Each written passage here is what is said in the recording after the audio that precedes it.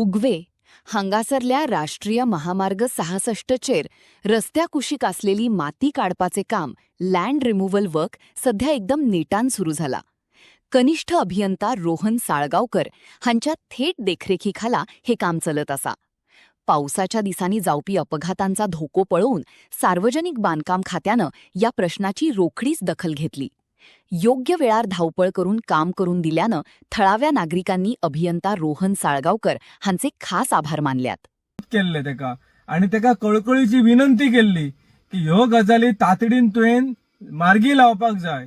पूण आयज ते न जाता जशें आमी भाकीत केल्लेले, जशें आमी सांगलेले की थंयसर दरड ही कोसळटली म्हणून उगव्या, ती आयज कोसळ्ळी आसा. सुदैवान कोणाची जिवीत हानी जावंक ना. सो हे जे PWDचे ऑफिसर आसात, आमी ते तारी म्हणून ते ऑफिसराक मेळले, तेणे आयकून घेतले आणि म्हाका दिसता ह्या कानान ऐकले आणि ह्या कानान सोडून दिले. असेच जर अधिकारी करत रावले जाल्यार लोकांचो जीव ह्यो वयतलोच वयतलो.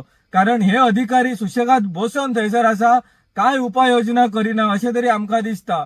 सो येणाऱ्या काळात काँग्रेस पक्ष ह्यो आक्रमक जातलो आणि त्या अधिकाऱ्याक जाब विचारतले की ज्यो गजाली आमी तुमच्या निदर्शनाक हाडलेल्यो त्यो गजालीचेर तातडीन उपाययोजना कित्याक जाली ना.